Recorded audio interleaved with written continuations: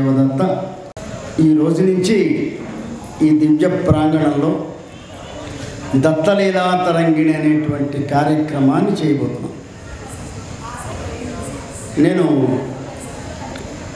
అనకాపల్లిలో పాంచానిక దత్తహోమము, ఈ దత్తలీలా వైభవము ఒక 5 రోజుల పాటు కార్యక్రమం చేయడానికి నేను వెళ్తున్నప్పుడు నన్ను అమ్మగారు ఫోన్ చేశారు. చేసి ఇలాగా మా దగ్గర అంటే ఆషాఢ మాసం, ఆషాఢ శుద్ధ ఏకాదశి, తొలి ఏకాదశి ఎంత చిత్రం కలిసిందో చెప్తాను మీకు. తొలి ఏకాదశి వెళ్ళేటప్పుడు అమ్మగారు ఫోన్ చేసి రేపు శ్రావణ మాసంలో మా దగ్గర కూడా మీరు చేయాలండి అన్నారు. తప్పకుండానమ్మా అన్నాను. తర్వాత అది శయన ఏకాదశి, ఇది ఉత్థాన ఏకాదశి. ఆయన పడుకున్నాడు. ఎందుకు నిద్రలేపడం అనుకున్నారేమో అమ్మగారు. ఉత్థానాకి ఇవ్వండి, నిద్ర లేచాడు స్వామి. అందుకని ఇవ్వండి మీ కార్యక్రమం పెట్టడం జరిగింది. చాలా సంతోషం. ఎందుకంటే స్వామి కూడా వినాలిగా మనం చెప్పేది. అందుకని నాకు చాలా సంతోషంగా ఉంది. ఎందుకంటే ఇంత అద్భుతమైన ప్రాంగణం గురించి నేను అమ్మగారు అడగగానే వెంటనే అసలు ఏమిటి, దీని బ్యాక్గ్రౌండ్ ఏమిటి, ఎలా ఉంటుంది అన్నీ కూడా డీటెయిల్గా నేను చెక్ చేసుకుంటే ఒక దివ్యక్షేత్రం ఇది, పెద్దమ్మ అనేటువంటి ఒక ఆ మహాశక్తి ఆ విధంగా ఉండడం, విజయదుర్గగా మారడం, ఆ ప్రతిష్ట, తర్వాత అనేకమైన ప్రతిష్టలు ఇవన్నీ ఉన్నాయని చెప్తూ ఉంటే చాలా సంతోషించాను. ఒక దివ్య ప్రాంగణంలో, ఒక దివ్య మాసంలో, అందులో ఇవాళ కార్తీక శుద్ధ ఏకాదశి, ఇంతటి అపురూపమైన అద్భుతమైన పుణ్యప్రదమైనటువంటి రోజు మళ్ళీ మనకు దొరకదు.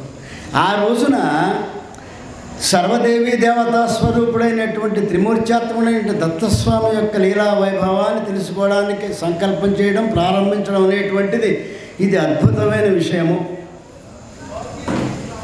ఇక దత్తస్వామి గురించి తెలుసుకునే ముందు మేము ఈ మేనేజ్మెంట్లో ఉన్నప్పుడు ఇటువంటి ఏదైనా ఒక ఉపన్యాసాలు ఇవ్వంటే వార్మింగ్ సెషన్ అని చెప్పి ఉంటుంది. వార్మింగ్ కప్ అంటారు దాన్ని. అంటే మూడ్లో తీసుకురావడం వాళ్ళని. దానికి ఐస్ బ్రేకింగ్ సెషన్ అని చెప్పి చెప్తారు దాన్ని. చాలా కార్యక్రమాలు కొన్ని ఆ రోజుల్లో ఆర్టీసీలో సీనియర్ ఆఫీసర్గా అనేకమైన కార్యక్రమాలు చేసాం. ఇప్పుడు మనకు కూడా ఒక ఐస్ బ్రేకింగ్ సెషన్ ఉంటుంది. అది ఏమిటంటే భగవంతుడు నాదప్రియుడు, నాదబిందు కళాతీయుడు, నాదానుసంధానం చేయాల్సి ఉంటుంది. నాదమే బ్రహ్మము, నాదోపాసన చేసి అనేక మంది పెద్దలు తరించారు. కాబట్టి అందులో దత్తాత్రేయ స్వామి ద్వితీయ అవతారమైనటువంటి నరసింహ సతీంద్రుడు ఆయన నిజానంద గమనం చేసేటప్పుడు స్పష్టంగా చెప్తారు. ఏమనంటే నేను గానప్రియుణ్ణి, కాబట్టి నా గురించి స్తుతించండి, భజన చేయండి, నేను సంతోషిస్తాను, ఎక్కడైతే నా భజన సాగుతుందో అక్కడ నేను ఉంటాను అని చెప్పాడు. అవధూత చింతన గురుదేవదత్త గురుదేవదత్త గురుదేవదత్త. ఈ దత్తాత్రేయ స్వామి త్రిమూర్త్యాత్మకుడు, సర్వదేవీ దేవతా స్వరూపుడు, పూర్ణ పరబ్రహ్మతత్వం. దత్తమూర్తి అంటే మహారాష్ట్రలో విస్తారమైన భక్తి ఉంది, అపారమైనటువంటి భక్తులు అనేక మంది. అలా మహారాష్ట్రలో ఇంచుమించు అటు పాండురంగడు, దత్తుడు ఇద్దరే, ఇంకెవరు లేరు. అంత అపారమైనటువంటి ఆ సాంప్రదాయం ఇక్కడ వర్ధిల్లుతోంది. గురుచరిత్ర పారాయణాన్ని పెడితే సామూహికం 12 వేస్తారు. అక్కడ కొన్ని వేల మంది కూర్చుని చేస్తారు. కాబట్టి విస్తారమైనటువంటి ఆ ప్రచారం ఉంది అక్కడ. అనేక మంది భక్తులు దత్తస్వామికి. అక్కడ కర్ణాటకలో కొంతవరకు బాగానే ఉంది. ఎందుకంటే గాణగాపురం కానీ, ఈ విధంగా మన గురుపురం కానీ ఇవన్నీ కర్ణాటకలో ఉన్నాయి కాబట్టి. అలాగే బుడంగిరి బాబా చిక్మగళూరు దగ్గర అనేక దత్తక్షేత్రాలు కర్ణాటకలో బాగా విస్తారంగా ఉండడం వల్ల అక్కడ కూడా దత్త సాంప్రదాయం చాలా బాగానే వెళ్ళుంటుంది. మన ఆంధ్రదేశంలో దత్త సాంప్రదాయం మొట్టమొదటగా ప్రవేశపెట్టి విస్తారంగా దీన్ని ప్రచారం కోసం కృషి చేసినట్టు మహానుభావులు దత్తస్వామి యొక్క అంశ సంభూతులైనటువంటి శ్రీ శ్రీ శ్రీ వాసుదేవ సరస్వతి స్వామి వారు, ఆయన దంబే స్వామి వారు కూడా అంటారు. వారే మొట్టమొదట పిఠాపురంలో దత్తస్వామి యొక్క జన్మస్థలం ఇదే అని చెప్పేసి వారు, అంటే శ్రీపాద శ్రీవల్లభ అవతారం ప్రథమావతారం యొక్క జన్మస్థలం ఇదే అని చెప్పేసి వారు నిర్ధారించారు. అదేవిధంగా అనేక దత్తక్షేత్రాలు వారికి వెళ్ళి తీసుకురావడమే కాకుండా ఏ సాంప్రదాయంలో దత్తస్వామిని నిత్య పూజలు జరగాలనేటువంటి విషయాన్ని కూడా వారే తయారు చేశారు, దానికి సంబంధించిన ఆగమం అంతా. అంతేకాకుండా అనేకమైన స్తోత్రములు, అనేకమైనటువంటి మంత్రములు, అదేవిధంగా సహస్రనామావళి, అష్టోత్తరనామావళి ఇత్యాది అనేకమైనటువంటి పూజా విధానానికి సంబంధించినటువంటి నామాలు అన్నింటినీ కూడా తెంబేశ్వర స్వామి వారే ప్రవేశపెట్టారు. ఇప్పటికీ కూడా అన్ని దత్తక్షేత్రాల్లో తెంబేశ్వర స్వామి వారు చెప్పినటువంటి పద్ధతిలోనే దత్తస్వామికి సంబంధించిన పూజలు జరుగుతూ ఉంటాయి. ఇంతవరకు మన ఆంధ్రదేశంలో దత్తస్వామికి అంత ప్రచారం లేనప్పటికీ ఈ మధ్య మాలాంటి వాళ్ళని కొంచెం గట్టిగా పట్టుకున్నాం. తర్వాత ఇంకొక విషయం, మనం ముఖ్యమైన విషయం మర్చిపోయాను, క్షమించాలి, స్వామివారు క్షమించాలను. తెంబేశ్వర స్వామి వారి తరువాత మళ్ళీ అంత స్థాయిలో విస్తృత ప్రచారం చేస్తున్న మహానుభావులు ప్రస్తుత దత్తావతారులైనటువంటి మైసూరు దత్తపీఠాధిపతి శ్రీ శ్రీ శ్రీ గణపతి సత్యానంద స్వామిజీ మహారాజ్ వారు అనేకమైన దత్త దేవాలయాలు 48 దత్త దేవాలయాలు కట్టించారు ఇప్పటికి. అంతేకాకుండా సామూహిక అనఘాష్టమి వ్రతాలని, అలాగే సామూహికంగా అనేటువంటి కార్యక్రమాలు వారు చేయిస్తూ ఆ దత్తస్వామి యొక్క ఆ లీలా వైభవాన్ని పుస్తక రూపంలో, సినిమా రూపంలో వారే తీసుకొచ్చి విస్తారాన్ని ప్రచారం చేస్తూ వచ్చారు. వారి యొక్క అనుగ్రహంతో నాకు వారు స్వయంగా ఆ దత్తదర్శన పుస్తకం ఇచ్చారు నా చేతికి. ఆయన జీవిత చరిత్ర సంతకం పెట్టిస్తూ అది నాకు ఎత్తుకిచ్చి, ఇది నీ దగ్గర ఎట్టే పెట్టుకో, భవిష్యత్తులో నీకు పనికొస్తుందని చెప్పారు నాకు స్వామివారు. ఇప్పుడు 2004లో 10 ఏళ్ల తర్వాత నాకు అది పనికి వచ్చిన తర్వాత మొన్న నేను స్వామితో అన్నాను ఈ మాట, నవ్వే చూస్తున్నారు. అంటే భవిష్యత్తును చూసేటువంటి మహానుభావులు వాళ్ళు. అందువల్ల వారి యొక్క ఆ కృప ప్రసరించడము. తర్వాత మా గురువు గారు, నా మంత్రోపదేశం చేసిన మహానుభావులు గురువు గారు, అలాగే మా అమ్మగారి యొక్క ఆవిడ నాకు చిన్నప్పటి నుంచి నడిపించిన మార్గము, మా తాతగారు మా మాతామహులు తవడ సుబ్రహ్మణ్య శాస్త్రి గారు, వారి జన్మతః సిద్ధపురుషులు దత్తాత్రేయ స్వామి మంత్రం సిద్ధితో ఆయన జన్మించారు. వారి ద్వారా ఆ పరంపరలో అదృష్టవశాత్ మహావతార్ బాబాజీ వారి పరంపరలో ఉన్నటువంటి మా అన్నగారే గురువు గారు, వారే నాకు ఈ మంత్రోపదేశం చేసి అక్కడి నుంచి ఆయన ఆ మంత్రం పట్టుకొని మెల్లిమెల్లిగా అడుగులు వేస్తూ ఉంటే స్వామి ఒకసారి వచ్చి ఆ చేయి పట్టుకొని నిలబెట్టి ఇక నువ్వు నడవమన్నాడు. ఇంకా ఆయన ఏం చెప్తే చేయడమే, మనకు అంతకంటే ఇంకేం తెలియదు. నేను శాస్త్రాలు, పురాణాలు, వేదాలు సరే పండితుడిని కాదు. ఇక్కడ కూర్చున్న తర్వాత వచ్చే వాక్కు నాది కాదు, ఆయన ఏం చెప్తే అది పలుకుతాం, అంతవరకే పరిమితం మంది. ఇక మన లీలా తరంగంలోకి వెళ్తే ఎవరి దత్తుడు చాలామందికి తెలియదు. రాముడిని తెలుసు, కృష్ణుడిని తెలుసు, వెంకటేశ్వర స్వామి వారిని తెలుసు, పరమశివుడిని తెలుసు, షిరిడి సాయిబాబా అందరికీ తెలుసు. ఎవరి దత్తుడు? ఆయనకి 3 తలకాయలు ఉంటాయటండి అంటారు కొంత తెలుసున్నవాడు. తర్వాత ఇంకేమిటి, ఆయన ఎవరు, ఆయన భార్య పేరు ఏం పేరు, ఆయన తల్లిదండ్రులు ఎవరు, ఆయన ఎక్కడ ఉంటాడు, ఎక్కడ పుట్టాడు, ఏం ఎవరికి తెలియదు. చాలా తక్కువ, తెలుసుకోవాలనే కుతూహలం కూడా తక్కువ. కారణం ఏమిటంటే, అమ్మో దత్తుడు అండి చాలా కష్టాలు పెడతాడట, ఇది భయం. తర్వాత దత్తస్వామి గురించి తెలుసుకోవడానికి, చెప్పడానికి ఖచ్చితమైనటువంటి గ్రంథములు ఏమైనా ఉన్నాయా లేవని చాలామందికి తెలియదు. ఇప్పుడు మరొక విశేషం ఏంటంటే, దత్తుడి గురించి చెప్పాలంటే మామూలమైన పుస్తక జ్ఞానం సరిపోదు. రామాయణం ఉంది, శ్రీరామచంద్రమూర్తి అవతరించాడు, సరయూ నదిలో ప్రవేశించి ఉత్తరాఖండం మనకు వస్తుంది, ప్రవేశించి ఆయన అంతర్ధానంకు వైకుంఠధామం వెళ్ళిపోయాడు. అంటే ఒక ఆది ఒక అంతము 2 ఉన్నాయి. ఈ మధ్యలో ఉన్న చరిత్ర అంతా కూడా వాల్మీకి మనకు ఇవ్వడం జరిగింది.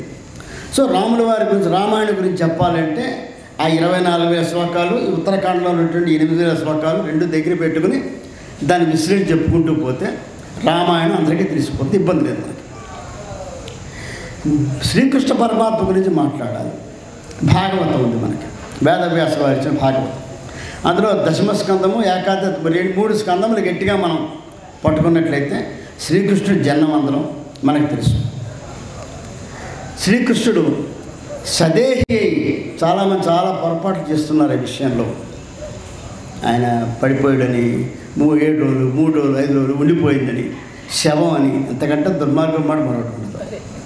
భగవంతుడు శవ పెట్టిన అవ్యక్తం వ్యక్తమాపన్నం మన్మంతో మాకు చెప్పాడు. నేను అవ్యక్తుడిని, నేను కనబడని చెప్పినాడికి నాకు అర్థంగా నేను జన్మించలేదని చెప్పాడు మహానుభావుడు కదా.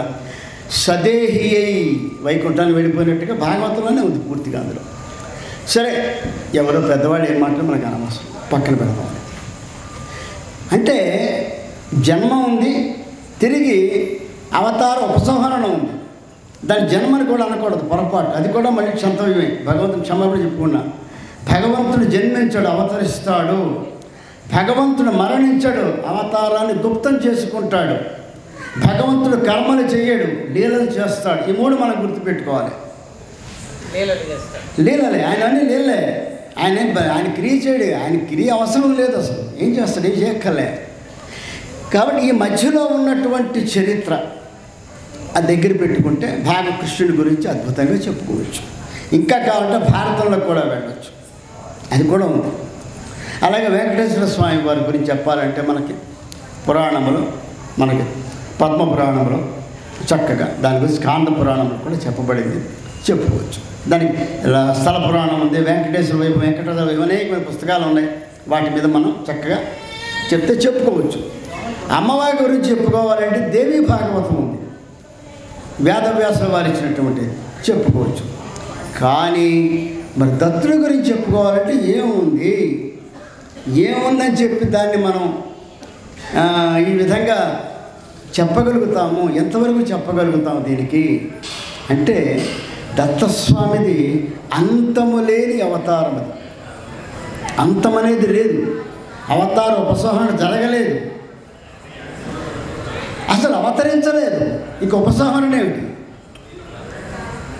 కాబట్టి ఈ మధ్యలో ఎట్లా ఉంది, ఏం జరిగింది చెప్పడం ప్రత్యేకంగా ఏమైనా ఉందా? నేను దీని మీద చాలామందిని అడిగాను. నేను ఏమంటే ఎక్కడుంది దత్తుడు, ఎక్కడున్నాడు, ఏమిటని అడిగితే చాలామంది ఏం చెప్పారంటే, పెద్దవాళ్ళే మంచి ఉపాసకులతో కూడా మాట్లాడాను. ఏముందండి, అనేక పురాణాల్లో దత్తస్వామి యొక్క ఆ లీలలు అవి ఉన్నాయి కదా, అవన్నీ కలిపితే దత్తపురాణం అయిందండి అని. దత్తపురాణం 108 పురాణాల్లోనే ఉందేమో అని చెక్ చేసుకున్నా. అంటే 18 పురాణాలు వేదవ్యాసుల వారు రాశారు, 18 పురాణాలు, 18 మొత్తం 54 పురాణాలు. 108 అనేక మంది అనేక పురాణాలు రాసుకుంటూ వచ్చారు. ఆ 108లో కూడా దత్తపురాణం లేదు, అక్కడ కనబడలే. సరే, అంతవరకు బాగానే ఉంది. అనుకోకుండా నాకు ఈ సందేహం వచ్చినప్పుడు, సందేహాన్ని తీర్చవలసిన బాధ్యత దత్తస్వామి. ఎందుకంటే మనం భగవంతుడు అసలు ఎక్కడున్నాడు, ఏమున్నాడు అని మనకే ప్రశ్న వచ్చి చెప్పాల్సి వచ్చినప్పుడు మనకి సమాధానం అంద స్థితిలో సమాధానం చెప్పవలసిన బాధ్యత భగవంతుడిది. నాకు ఏదన్నా ఇలాంటి చిక్కు సమస్య వస్తే ఆయన్ని అడుగుతాను నేను, స్వామి ఏమిటది నాకు అర్థం కాలేదని అడిగితే, ఆ మర్నాడే నాకు పుస్తకం వచ్చింది నా దగ్గరికి, గురుచరిత్ర పుస్తకం పేరు. గురుచరిత్ర అంటే నేను అనుకున్నాను అది నరసింహ సరస్వతీంద్రులకి చరిత్ర ఏమో అనుకున్నాను. తీరా చూస్తే బ్రహ్మాండ పురాణం అంతర్గతమైతే దత్తఖండం అది. అంటే బ్రహ్మాండ పురాణంలో మొత్తం 14,000 శ్లోకాలు. బ్రహ్మాండ పురాణంలో 4 అంకములు, 65 అధ్యాయములు, 6,773 శ్లోకాలతో సాక్షాత్తు వేదవ్యాసుల వారు ఆ పురాణంలో దత్తఖండము అని పేరు పెట్టి దత్తాత్రేయ స్వామి చరిత్ర అందులో నిక్షిప్తం చేశారు. అంటే పురాణాంతర్గతమైనది, పురాణములు పురాణోక్తమైనది దత్త చరిత్ర. మార్కండేయ పురాణంలోనూ పద్మ పురాణంలోనూ చాలా విస్తారంగా చెప్పారు దత్తస్వామి గురించి. తర్వాత ఇది వేదోక్త బ్రహ్మమా కాదా అనేటువంటి విషయం మీద కూడా చర్చ జరిగినప్పుడు నన్ను అడిగితే నేను దాని మీద ఒక 4 ఋగ్వేద పండితుల్ని మాట్లాడి వాళ్ళతో, అంత తెలిసిన వాళ్ళతో మొత్తం ఋగ్వేద మంత్రాన్ని జల్లెడి పట్టించాడు. 10,000 మండలాలు వెరిఫై చేశారు వాళ్ళు. అందులో ఆత్రిమండలం అని చెప్పేసి అత్రి మహర్షి కుమారుడు కాబట్టి ఆత్రేయ మండలంలో 140 మంత్రాలు, 140 అనువాకాలు. అక్కడ వెళ్ళి ఎక్కడా దత్తస్వామి ప్రసక్తి రాలేదు. ఏమిటి కారణం ఏమిటి అని చెప్పేసి మళ్ళీ నాకు తెలిసినటువంటి కొందరు ఘనాపాఠ్యులతో నేను మాట్లాడితే, అధర్వణ వేదాంతర్గతమైనటువంటి దత్తోపనిషత్తు అనేది అధర్వణ వేదాంతర్గతం కాబట్టి దత్తుడి గురించి ప్రసక్తి అందులో ఉంది అని చెప్పి అన్నారు. నేను కొద్దిగా ముందుకు వెనక్కి వెరిఫై చేసుకుంటూ పోతే పూర్వతాపసనోపనిషత్తులోను, ఉత్తరతాపసనోపనిషత్తులోను అన్నింటిలోనూ కూడా దత్తస్వామి ప్రసక్తి చాలా విస్తారంగా ఉంది. దాని గురించే, దత్తుడి గురించే రాయబడింది. సరే, ఇంతకీ దీని గురించి ఆలోచిద్దామని చెప్పేసి మళ్ళీ దత్తస్వామి జిన్నాభట్ల వెంకటకృష్ణమూర్తి గారు వారి దగ్గరికి వెళ్ళి పాదాల దగ్గర కూర్చొని, స్వామి ఏమిటని నేను అడిగితే ఆయన ఏం చెప్పారంటే, నాయన వేదములే కుక్కల రూపంలో స్వామి పాదాలు నాకుతూ ఉంటే వేదాతీతుడైన పరబ్రహ్మ వేదములు ఎందుకు ఉంటాడయ్యా అన్నాడు. ఇది వాస్తవం. అంటే ఆయన వేదాతీతుడు ఎట్లా అది మనం తెలుసుకుందాం. ఎవరి దత్తుడు? మళ్ళీ మాటకు వస్తున్నాను. ఎవరి దత్తుడు? ఈయన ఎక్కడుంటాడు? ఇది తెలుసుకోవాలంటే పరబ్రహ్మతత్వం తెలుసుకోవాలి. దత్తస్వామి పూర్ణ పరబ్రహ్మతత్వము. ఆయనే సమస్త సృష్టికి మూలము. ఆయనే సృష్టి స్థితిలయములను అన్నింటినీ కూడా శాసించేది ఆయనే, సృష్టించేది, స్థితించేది, లయం చేసేది ఆయనే. ఎక్కడుంది దీనికి ఆధారము? త్రిపుర రహస్యం ఉంది మనకు. దత్తస్వామి స్వయంగా ప్రవచించినట్టు త్రిపుర రహస్యంలో ఆయన ఏం చెప్పారంటే, ఈ సమస్త సృష్టిని సృష్టించి స్థితించి లయం చేసేటువంటిది పరాశక్తి త్రిపుర అని చెప్తూ, ఆమెయే నేను, మా ఇద్దరిది అభేదము. ఆమె యొక్క పురుష శక్తిని నేను, నా స్త్రీ శక్తియే త్రిపుర, ఆమెయే లలితా త్రిపుర సుందరి అని చెప్పాను. అంతేకాకుండా ఎందుకు స్త్రీ శక్తి అవసరము అంటే, ఈ సమస్త సృష్టి కూడా స్త్రీతత్వం నుంచి రావాల్సినటువంటి ప్రకృతి నియమాన్ని అనుసరించి మేమే స్త్రీతత్వంగా మారుతాము, తద్వారా సృష్టి చేస్తామని చెప్పేసి త్రిపుర రహస్యంలో స్పష్టంగా చెప్పబడింది. అంటే ఈ సంపూర్ణమైనటువంటి ఈ సమస్త సృష్టికి కూడా ఆధారం ఎవరయ్యా అంటే దత్తుడు. దత్తస్థి బీజం సర్వం జగత్. పూర్వతాపస దృష్టిలో స్పష్టంగా చెప్పబడింది. ఈ సమస్తమైన జగత్తుకి కూడా దత్తుడే బీజము. జగదంకుర కందాయ సచ్చిదానందమూర్తయే దత్తాత్రేయాయ యోగీంద్ర చంద్రాయ పరమాత్మనే. జగదంకుర కందాయ, ఈ సమస్త జగత్తుకి కూడా అంకురము, బీజమైనటువంటి ఆ దుంప ఏదైతే ఉందో అది దత్తుడు. ఇది రుద్రయామన తంత్రంలో పరమశివుడు పార్వతీ చెప్తాడు ఈ మాట.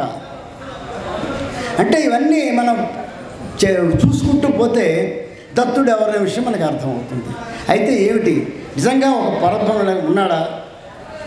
మనకి తెలిసిన బ్రహ్మ విష్ణు మహేశ్వరులే టాప్ అఫీషియల్స్, ఇంకా వాళ్ళ నుంచి ఎవరు లేరు. ఎందుకంటే బ్రహ్మగారు సృష్టిస్తాడు, మహావిష్ణువు పోషిస్తాడు, పరమశివుడు లయం చేస్తాడు. వాళ్ళకి ఇచ్చిన డ్యూటీలు. అంటే వాళ్ళకి డ్యూటీలు చేస్తున్నారంటే డ్యూటీలు అసైన్ చేసి వాడు ఒకడు ఉండాలి కదా, తప్పదు కదా. ఎవరు? మనం ఒక్కసారి లలితాశాస్త్రంలోకి వెళ్తే ఉన్మీష నిమిషోత్పన్న విపన్న భవనావళి ఒక్క మాట పట్టుకుంటే మొత్తం కాలచక్రం అంతా మనకు వచ్చేస్తుంది. ఉన్మేష నిమిషోత్పన్న విపన్న భవనావళి. ఆమె కనుక అమ్మవారు కనురెప్ప అలా వేస్తేట, లిప్త అలా అంటే సమస్త భువనములో కూడా లైవ్ అయిపోతుంది. ఆ విపన్నత అంటే విపత్తులో పడిపోతాయట. విపత్తు ఏంది? భువనాలకి లైవ్ అయిపోవడమే. అంటే రెప్పపాటుకి భువనము లైవ్ అయిపోతాయి. అంటే ఆ రెప్పపాటు యొక్క శక్తి ఎంత అనే విషయం మీద ఈ మధ్య నేను దానికి చాలా కంప్యూటర్ కూర్చొని వర్కౌట్ చేశాను. మనకి కాలం అనేటువంటిది చాలా ప్రాముఖ్యం. ఎందుకంటే కాలము, దీనికి ఆది అంతము లేనిదే కాలం. ఈ చక్రం తిరుగుతూనే ఉంటుంది. ఇది ఎప్పుడు పుట్టింది కాలం అంటే ఎవరు చెప్పలేరు. ఎందుకంటే ఇది కాలం. మనం అందరం కాలబద్ధులము. పరమాత్మ కాలాతీతుడు. ఈ కాలాన్ని మన ఇంగ్లీష్ చదువుల్లో సెకండ్తో మొదలు పెడతాం. సెకను, నిమిషము, గంట, రోజు, నెల, సంవత్సరము, శతాబ్ది, సహస్రాబ్ది, మిలీనియం అయిపోయింది కదా. అయిపోయిన తర్వాత ఇంకా అయిపోయాయి, ట్రిలియం అయిపోయింది, ఇంకేం లేవు, అక్కడి క్లోజ్. కానీ మన ఋషులు దీన్ని చాలా అద్భుతంగా లిప్త నుంచి వాళ్ళు గుణించడం మొదలుపెట్టారు. 15 లిప్తలు ఒక కళ అన్నాడు, 30 కళలు ఒక కాష్టము అన్నాడు, 30 కాష్టములు ఒక ముహూర్తము అన్నాడు, 30 ముహూర్తములు ఒక దినము అన్నాడు. అంటే ఒక దినము అనేసరికి ఎన్ని లిప్తలు వచ్చాయో మాకు క్యాలిక్యులేట్ చేయడం మనకు అర్థమైపోతుంది. 30 15 × 30 × 30 × 30 × 30 ఒక రోజు అయింది. ఇటువంటి రోజులు 30 రోజులు ఒక నెల, 2 నెలలు ఒక ఋతువు, 6 ఋతువు ఒక సంవత్సరము అయిపోయింది. తర్వాత అక్కడికి ఆగిపోలే మనం. వాడు 100 శతాబ్ది 1000 అక్కడితో వాడు ఆపేసాడు, మన వల్ల ఆపలే. ఇటువంటి సంవత్సరములు 4,32,000 సంవత్సరములు ఒక కలియుగము. 2 కలియుగల ప్రమాణమే ద్వాపరము, 3 కలియుగముల ప్రమాణమే త్రేతాయుగము, 4 కలియుగల ప్రమాణమే కృతయుగము. అంటే కాలాన్ని 4 యుగాలుగా విభజించారు, కృత త్రేత ద్వాపర కలియుగములుగా. ఈ మొత్తం అంతా కలిపి 43,20,000 సంవత్సరాలు అని చెప్పారు. ఎక్కడికి వెళ్ళాం మనం? అక్కడికి ఆగిపోలేదు. అక్కడ ఆగిపోతే మన గొప్ప ఏమిటి? మన ధర్మం, మన సనాతనమైనటువంటి ధర్మం. సనాతనం అంటే చాలామంది ఇది పార్టీ కాదు. సనాతనం అంటే ప్రాచీనము, అర్వాచీనము. అది అప్పుడు ఉంది, ఇప్పుడు ఉంది, ఎప్పుడూ ఉంటుంది. ఎప్పుడూ శాశ్వతంగా ఎది నిలబడుతుందో అదే సనాతనం. అందుకే భగవంతుడు సనాతనుడు. ఆ ధర్మంలోని గొప్పతనం అటువంటిది. ఆ ఋషులు వాళ్ళు అపారమైనటువంటి వాళ్ళ తపో సంపద చేత వాళ్ళు చేసినటువంటి జాతికి చేసిన సేవ సామాన్యుని సేవ కాదు. అదే నేను ఋషి పరంపరలో 105 ఎపిసోడ్ చెప్పాను. ఇంకా నాకు సాటిస్ఫాక్షన్ లేదు. ఇంకొక 20 మంది అడవాడు చూచుబాడాడు, ఇంకా చెప్పాలి, ఇంకొక 10 మంది చెప్పాలి, 50 మంది చెప్పాలని చెప్పేసి. ఇలా యుగం అయిపోయింది. ఈ 4 యుగములు కలిపి ఒక మహాయుగము అన్నాడు. ఇటువంటి మహాయుగములు 71 మహాయుగములు కలిపితే ఒక మన్వంతరము అన్నాడు. ఆ మనువులు ఎవరో కూడా మనకు చెప్పారు. స్వయంభూమతో మొదలుపెట్టి రుద్రసావర్ణి వరకు ఉన్నటువంటి 14 మంది మనువుల్లో మనం 7వ మన్వంతరంలో ఉన్నాము. వైవస్వత మనువు. వివస్వతుడు అనేటువంటి సూర్యుడు కుమారుడు పరిపాలిస్తున్నాడు. అంటే దీనికి ఒక రాజును పెట్టాడు, ఒక చక్రవర్తి, ఈ సమస్త చక్రాన్ని పరిపాలించడానికి. అక్కడికి ఆగిపోలేదు. ఈ 14 మంది మన్వంతరాలు తిరిగితే దాని ఒక కల్పము అన్నాడు. మరి అలా ఒక కల్పము బ్రహ్మగారికి ఒక పగలు అన్నాడు. అంటే బ్రహ్మకి ఆయుష్ ఉంది కదా. బ్రహ్మగారి ఒక పగలు ఏమైందంటే ఆయుష్ లెక్క. అటువంటి మరొక కల్పము బ్రహ్మగారికి ఒక రాత్రి అని. అంటే 2 కల్పములు బ్రహ్మగారికి ఒక రోజు. 864 కోట్ల సంవత్సరాలు ఈ లెక్క. అంటే బ్రహ్మగారి ఒకరోజు గడవాలి అంటే మనకి 864 కోట్ల సంవత్సరాలు వెళ్ళాలి. అటువంటివి 360 రోజులు బ్రహ్మగారికి ఒక సంవత్సరం అవుతుంది. అటువంటి సంవత్సరాలు 100 సంవత్సరాలు గడిచినట్లయితే బ్రహ్మగారు ఆయన ఉద్యోగాన్ని వదిలేసేసి పరంజ్యోతిలో లైవ్ అయిపోతాడు. మరొక బ్రహ్మగారు వస్తారు. అలా ఇప్పటికి 6 సంవత్సరాలు దాటి ఒక క్షణం అయింది ఇప్పటికి. అంటే బ్రహ్మగారికి ఆయుష్ 100 సంవత్సరాల తర్వాత లైవ్ అయిపోవాల్సిందే. పరంజ్యోతుల పరతత్వంలో కలిసిపోయి మరొక బ్రహ్మగారు చారి తీసుకుంటాడు. ఇక్కడితో ఆగలే. ఇటువంటి బ్రహ్మలు ఇటు బ్రహ్మగారి యొక్క 100 సంవత్సరముల యొక్క ఈ ఆయువు విష్ణువుకి ఒక రోజు అని చెప్పారు. ఇవన్నీ క్యాలిక్యులేట్ చేసుకుంటే విష్ణువు యొక్క ఆయువు ఏదైతే పూర్తది పరమశివుని యొక్క ఒక రోజు అన్నారు. అలా పరమశివుని ఆయువు 100 సంవత్సరాలు లెక్క వేసుకుంటే అప్పుడు అమ్మవారి యొక్క లిప్తపాటు అని చెప్పారు. ఏంటయ్యా చూద్దామని చెప్పేసి కంప్యూటర్ కూడా పిచ్చెక్కిపోయింది. సెల్ ఫోన్ కూడా పనిచేయలేదు క్యాలిక్యులేషన్లో. ఆఖరి కంప్యూటర్ మీద పట్టుకొని దాని మీద సాధన చేస్తే నాకేం అర్థమైందంటే ఆ అంకి ఇప్పుడు నేను చెప్పలేను. 4,39,64,84,660 కోట్ల సంవత్సరాలు అమ్మవారి లిప్త. అంటే మరి అమ్మవారు లేపితే అన్ని కోట్ల అయితే ఇంకా ఆవిడ ఎక్కడ మనం క్యాలిక్యులేట్ చేస్తాం? సరే, నేను ఒక రివర్స్ క్యాలిక్యులేషన్ చేశాను. ఇన్ని ఒక లిప్తలో ఎంతమంది బ్రహ్మలు వెళ్ళిపోతారు, ఎంతమంది విష్ణు వెళ్ళిపోతారు ప్రయత్నం చేస్తే 139,600,00,000 మంది బ్రహ్మలు వెళ్ళిపోతారు ఆవిడ లిప్త పాటలో. 36,000 మంది విష్ణువులు వెళ్ళిపోతారు ఆవిడ రెప్పపాటలో. ఇంత అనంతమైనటువంటి ఈ సృష్టిని ఆమె అతడు ఎవరైనా సరే, లలితా త్రిపుర పరాభట్టారిక మహాసామ్రాజ్ఞి మణిద్వీపవాసి అనేటువంటి అమ్మవారు ఈ సృష్టిని ఆ విధంగా లిప్తపాట్లో ఆవిడ ఏమైనా చేసే కదా ఈ సృష్టిని. అందుకే అమ్మా నీ పుణ్యం ఉంటుంది, కన్ను ఆపకుండా అలా చూస్తూ మమ్మల్ని రక్షించంటాను. ఎందుకంటే అది లాటం ఎవరు ఉన్నాయి, ఇంకా అయిపోయి మన దాని అమ్మ నీ చల్లని చూపులతో మనం చూస్తూ ఉండు. ఎందుకు ఈ మాత్రం అన్నావు అనుకో అయిపోయింది, ఇంకేం మిగలదు, మనమే ఉండం. లలితా త్రిపుర సుందరికి అహోపురుషిక అనేటువంటి నామం. అహోపురుషిక అంటే ఆమెలో ఒక పురుషతత్వం కూడా దాగి ఉంది అని. ఎవరా పురుషుడు అంటే దత్తాత్రేయుడు. ఆమె సంకల్పించినప్పుడు, సృష్టి చేయాలని సంకల్పించినప్పుడు ఒక పురుష శక్తి అవసరము. అందువల్ల ఆ పురుష శక్తిగా ఉన్నటువంటి పరతత్వాన్ని ఆవిడ ఆవాహన చేసుకుంటే అది దత్తుడయ్యాడు. ఆయనే దత్తాత్రేయుడు అంటాము. దత్తాత్రేయుడు అనేటువంటిది పేరు కాదు, విశేషణమే. భగవంతుడు నామరూప గుణక్రియా రహితుడు. ఆమె లలితా త్రిపుర సుందరి అయితే ఆయన మహాకామేశ్వరుడు అవుతాడు, సదాశివుడు అవుతాడు. ఆ మహాకామేశ్వరుడు అవుతాడు. ఆమె పద్మావతి అయితే వెంకటేశ్వరుడు అవుతాడు. ఆమె మహాలక్ష్మి అయితే మహావిష్ణువు అవుతాడు. ఆమె మధుమతి అయితే ఆయన దత్తాత్రేయుడు అవుతాడు. అందువల్ల ఈ స్త్రీ పురుష విభజన అనేటువంటిది మన కోసమే కానీ భగవంతుడు నామరూప గుణ క్రియారహితుడు. ఆయనకి నామము లేదు, రూపము లేదు, ఏ గుణము లేదు, ఏ పని పాట లేకుండా కూర్చుంటాడు. ఏంటయ్యా ఇది అడిగితే అన్ని నామాలు నావే, ఏ పేరుని పెట్టా పిలిస్తేనే పలుకుతా, నువ్వు ఏమన్నా పిల్లే పలుకుతా.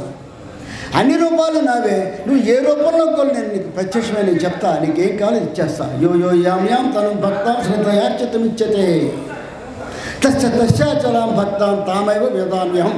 పరమాత్మ స్పష్టంగా మన వాగ్దానం చేశాడు. నువ్వు ఎవరినన్నా సరే, ఏ రూపంలో సరే నువ్వు కొలుచుకో, ఆ రూపంలో నేను అనుగ్రహిస్తా చెప్పాడు కదా భగవద్గీతలో. అంటే రూపము లేనంత మాత్రం అరూపుడు కాదు, నువ్వు ఏ రూపంలో ఆ రూపంలో వస్తాడు. గుణములు అన్ని గుణములకి అతీతుడు కాబట్టి అన్ని గుణములు ఆయనవే. ఇక క్రియలు ఆయన క్రియలు చెయ్యడు, కానీ అందరి చేత క్రియలు చేయిస్తాడు. సమస్త సృష్టిని కూడా క్రియాత్మకంగా నడుపుతూ ఉంటాడు. కాబట్టి ఆయన పరతత్వం, పరమాత్మ అయ్యాడు. ఆయన మయం దత్త అన్నాడు. ఒకసారి సమస్తమైన విశ్వానికి కూడా నేను దత్తుని అయ్యాను అని చెప్పి సంకల్పించుకున్నాడు. నేను దత్తుని, సమస్త విశ్వానికి కూడా నేను దత్తుని, నన్ను అర్పించుకున్నా అని చెప్పి పరతత్వం సంకల్పించుకుంది. మరి ఎక్కడుంది పరతత్వం? సంకల్పం ఎక్కడో ఉండాలి కదా, ఎక్కడొచ్చిన పరతత్వం ఉండాలి. సంకల్పం ఉండాలి, ఒక address, Aadhaar card, pan card ఏదో ఒకటి ఉండాలి. ఉంది, అది కూడా ఉంది. మనకి ఎక్కడుంది అంటే గజేంద్ర మోక్షంలో దొరుకుతుంది మనకు అర్థం. మనకి గజేంద్ర మోక్షంలో పోతన గారు రాసినటువంటి ఒక అద్భుతమైన పద్యం దొరుకుతుంది మనకి. అక్కడ గజేంద్రుడు వీలైనంత భయంకరంగా పోరాడాడు ఆ మొసలితోటి. తనకున్నటువంటి సమస్తమైన అహంకారాన్ని, వికారాన్ని అన్నింటినీ జోడించి వాడితో యుద్ధం చేశాడు. ఎప్పుడైతే వాడు బలవంతుడైపోయాడు, కొన్ని వేల సంవత్సరాలు పృథుశక్తిని గజమా జలగ్రహముతో పెక్కేళ్ళు పోరాడంటాడు. ఒక్కరోజులో ముగిసిన యుద్ధం కాదు, కొన్ని వేల సంవత్సరాలు యుద్ధం చేశాడు. వాడు అలిసిపోయాడు. నా వల్ల కాదనుకున్నప్పుడు పరమాత్మ గుర్తుకొచ్చాడు. ఎక్కడున్నాడు పరమాత్మ అంటే వాడు గ్రహించాడు, మనం గ్రహించలేకపోతున్నాడు. ఏమన్నాడా అంటే లోకంబులు లోకేశు లోకస్తులు తెగలెత్తుది అలోకంబు పెంచీకటికి అవ్వల ఎవ్వడు ఏకాకృతి వెలుగుచుండి అతని భజించున్నాడు. ఎంత అద్భుతంగా చెప్పాడంటే ఆ పరమాత్మ యొక్క అడ్రస్ ఎక్కడంటేట లోకంబులు సమస్త లోకాలు. లోకాలంటే కేవలం మన భూమి చుట్టుపక్కల ఈ 14 భువనాలే కాదు, ఈ విరాట్ పురుషుని యొక్క శరీరం రోమముల్లో ప్రతి రోమములోనూ కొన్ని వేల బ్రహ్మాండాలు ఉన్నాయంట. అందువల్ల ఈ విశ్వం అంటే అనేక బ్రహ్మాండములు, అనేకమైనటువంటి అండపిండ వేదోంట సంహతులు అంటాం. 1 కాదు 2 కాదు, కోట్లాది బ్రహ్మాండములు. ఇవన్నీ కూడా లోకస్తులు, లోకంబులు, లోకేశులు అంటే బ్రహ్మ విష్ణు మహేశ్వరులతో మొదలుపెట్టి ఈ సమస్తమైనటువంటి విశ్వాన్ని పరిపాలిస్తున్నటువంటి పరిపాలకులు ఎవరైతే ఉన్నారో అష్టదిక్పాలకులు, 49 మంది మరుత్తులు, అదేవిధంగా 3 అగ్నులు, 33 కోట్ల దేవతాగణాలు, వీళ్ళందరూ కూడా లోకస్తులు. ఈ సమస్త లోకముల్లో ఉన్నటువంటి సమస్త జీవాళి, అది ఏదైనా కావచ్చు, క్రిమికీటకాలు, తరుగులు, లతాదులు, మానవులు కావచ్చు, మా సమస్తమైన గణములు కూడా కిన్నర, కింపురుష, గంధర్వ, దేవత, యక్ష, రాక్షస, సిద్ధ, సాధ్య, చారణ, గరుడ, మానవ అన్ని గణాలు కూడా, సమస్తమైనటువంటి జాతులు కూడా, ఇవన్నీ కూడా తెగిన తుది. ఇవన్నీ కూడా ఎప్పుడైతే తెగిపోవడం లయమైపోతాయో అయినప్పటికీ అలోకంబకు పెంచీకటికి ఏమవుతుంది? ఏమీ లేకపోతే మిగిలే చీకటే. సూర్యుడు లేడు, చంద్రుడు లేడు, నక్షత్రాలు లేవు, వెలుతురే లేదు, ఒక గాఢాంధకారం, కటిక చీకటి మాత్రమే. ఆ చీకటి కూడా పెంచీకటికి అవ్వాల. ఈ చీకటి దాటిపోయిన తర్వాత అంటే ఈ సమస్త విశ్వానికి కూడా ఒక పొర ఉంది, అండభిత్తి అంటారు దాన్ని. 100 యోజనముల థిక్నెస్ ఉంటుంది ఆ పొరకి. యోజనం అంటే 12 మైళ్ళు, 100 అంటే 1200 మైళ్ళు ఉండేటువంటి థిక్నెస్లో ఉండే అండభిత్ అనేది దాటి సూర్యస్పోది. ఇంకా అది కూడా దాటిన తర్వాత ఏకాకృతి వెలుగుచుంటూ అతని భరించుతుంది. మన అది దాటితే అక్కడ ఉంటాట, జ్యోతిస్వరూపుడై ఉంటాడు పరమాత్మ. అందుకే దీపానికి అంత ప్రాధాన్యత. అక్కడ ఉంటాట పరమాత్మ అంత స్పష్టంగా. వాడు మూర్ఖుడు అనేటువంటి ఏను గ్రహించింది, మానవులు మనం గ్రహించలేకపోతుంది. అది మన దుర్దృష్టం. చెప్పాడు స్పష్టంగా, మంత్రపుష్పంలో ఉంది కదా, జ్యోతి రూపంలో వెలుగుతూ ఉంటానని చెప్పాడుగా. మనం ఉన్న చోట కాకుండా ఎక్కడెక్కడో వెతుకుతూ ఉంటాం. మనలో ఉన్నది మనకు పట్టుకోలేదు, తెలుసుకోలేదు. కానీ ఆ మూర్ఖుడైనటువంటి ఆ ఏనుగు, ఆ గజేంద్రుడు, వాడు పట్టుకున్నాడు. ఎక్కడున్నాడా పరమాత్మ అని పట్టుకున్నాడు.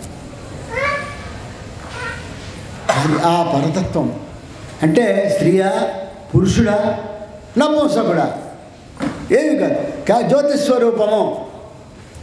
అటువంటి జ్యోతిస్వరూపం అనేకమైన పేర్లు పెట్టుకుంటూ ఉంటాము. అవసరాన్ని బట్టి వాడు రూపధారణ చేస్తూ ఉంటారు. మేము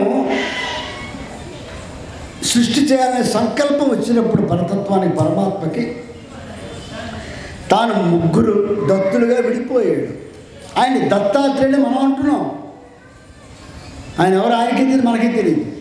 నేను దత్తమయ్యాను మాత్రం చెప్పాడు ఆయన. కాబట్టి ఆయన దత్తుడు. పరతత్వం పేరు దత్తుడు. ఆయన సాకారం ధరించినప్పుడు అత్రి మహర్షికి దత్తుడు అయ్యాడు. కాబట్టి ఆత్రేయుడు అయ్యాడు. తద్వారా దత్తాత్రేయుడు. అది విశేషమైన పేరు కాదు.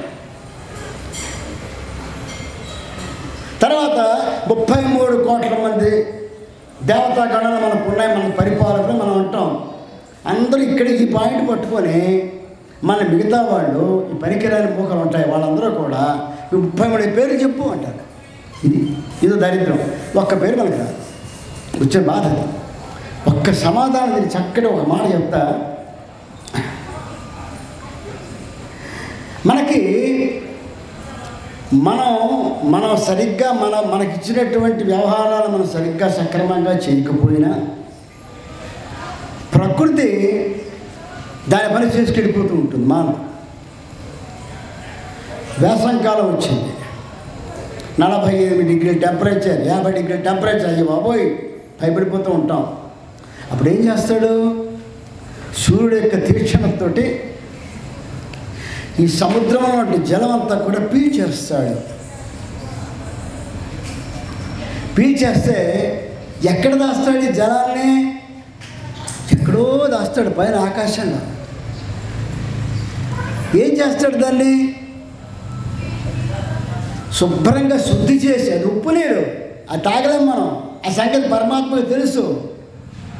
శుద్ధి చేసి అందులో సాల్ట్ మినరల్ని తీసి పారేసేసి స్వచ్ఛమైనటువంటి నీటిని వర్ష ఋతువు ప్రారంభం కాగానే పర్జన్యాది మేఘములతో నింపి దాన్ని వర్షింపజేస్తాడు. తద్వారా ఈ సమస్తమైన జీవరాశికి కూడా పోషణ జరుగుతోంది. ఒక వ్యక్తికి ఒక 50 లీటర్ల నీళ్ళు కావాలనుకుందాం, స్నానం చేయడానికి, తాగడానికి కలిపి. ఒక ఇంటికి ఒక 500 లీటర్ల నీళ్ళు కావాలనుకుందాం. ఒక గ్రామానికి, ఒక రాష్ట్రానికి, ఒక దేశానికి, ఒక లోకానికి, ఒక విశ్వానికి ఎంత నీరు అవసరం అవుతుంది? అంత నీరు అక్కడ స్టోర్ చేసే ట్యాంకులు ఎక్కడున్నాయి? పైన. మరి ఇదంతా ఏమిటి? ఇదంతా ఇది ఒక ప్రకృతి ఒక పద్ధతిగా వెళుతుంటే దానికి ఒక పరిపాలకులు ఉన్నారు కదా, వాళ్ళ డ్యూటీ వాళ్ళు చేస్తున్నారా? ఎప్పుడు వర్షం తర్వాత గ్రీష్మఋతువు రాదే, దాన్ని పద్ధతిలో చేసుకెళ్ళిపోతూ ఉంటాయి. అంటే ఇదే దేవతలు చేసే పని. 49 రకాల మరుత్తులు ఉన్నారు, గాళ్ళు, మరుద్దేవతలు. 49 మరుత్తులు ఉన్నారు. వాళ్ళు ఒక్కొక్క స్థాయిలో వెళుతూ ఉంటే గాల్లో మార్పులు, పీడనంలో మార్పులు, ప్రెషర్లు వస్తూ ఉంటాయి. ఒక మనలోనే 10 వాయువులు ఉన్నాయి, మిగిలిన 39 బయట ఉన్నాయి. ఈ 10 పంచండి, ఒక్కడి పంచడం మాసిన గాలి గోల్మాలు ఇంకేం మిగలదు. ఒక్క వాయువు ఉన్నా కూడా సరైనటువంటి సిద్ధులు పట్టుకున్నట్లయితే పోయిన కూడా తెచ్చుకోవచ్చు. అందులో ధనంజయం అనేటువంటి వాయువు ఉంటుంది. ఇంకా ప్రాణం అన్ని మిగతా వాయువు వెళ్ళిపోయినా ఒక్కడు మాత్రం కొంతసేపు ఉంటుంది. అందువల్లే ఒళ్ళు వేడిగా ఉంటుంది.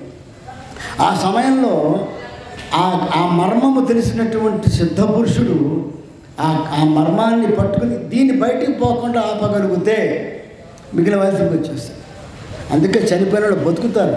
ఎన్నో కథలో మనం చూసాం సిద్ధపురుషుల వల్ల. ఇదే కారణం, మరొకటి కాదు. అంటే మరుతుల యొక్క వాళ్ళకి ఇచ్చిన డ్యూటీ ఏంటంటే ఒక్కొక్క చోట ఒక్కొక్క విధంగా ఆ ప్రెషర్ ఎంత ఇవ్వాలి, ఎక్కడెంత గాలి ఇవ్వాలి, ఏ రకం గాలి ఇవ్వాలి, ఎంత కూడా వస్తుంది. వాళ్ళ ఉద్యోగం అది. మరి 33 ఇంత ఆఫ్టర్ ఆల్ ఒక చిన్న గ్రామాన్ని పరిపాలించాలంటేనే ఓ సర్పంచ్, ఒక ఉప సర్పంచ్, 10 మంది మెంబర్లను, మా జిహెచ్ఎంసీలో 100 మంది కార్పొరేటర్లు. దీనికి ఎంత వ్యవస్థ ఉంటే ఇంత పెద్ద విశ్వానికి ఇన్ని కోట్లాది 84 లక్షల జీవరాశులు ఉన్నాయి, రకాలు, కోట్లాది మంది జనమే కాదు, ఒక్క భగవద్ దృష్టిలో మనమే కాదు, క్రిమికీటకాలతో సహా, రాతిలో కప్పతో సహా వాటన్నిటికీ ఆహారం పెట్టాలిగా. మరి ఇంత వ్యవస్థని పరిపాలించాలంటే ఒక్కడి వల్ల అయిపోతుందా అని కుర్చేసి కింద చూస్తూ కూర్చుంటాడు ఒక చోట. మరి చూసి ఏం చేస్తాడో నాకు తెలియదు. ఒక గ్రంథంలో చెప్తారు వాడు, ఆయన ఏం చెయ్యట, ఏం చేస్తాడు, ఏం చేయండి, కూర్చొని చూస్తాడు పైనుంచి కిందకి. నాకు అర్థం కాలేదు. మన వాడు చూడరు, వాడు పని చేసుకుంటూ వెళ్ళిపోతూ ఉంటారు. ఇది జరుగుతోంది కాబట్టి, ప్రత్యక్ష సాక్ష్యం కాబట్టి మన ధర్మము నిత్యమో, దీని ప్రామాణికాలు అక్కర్లేదు. అటువంటి పరతత్వము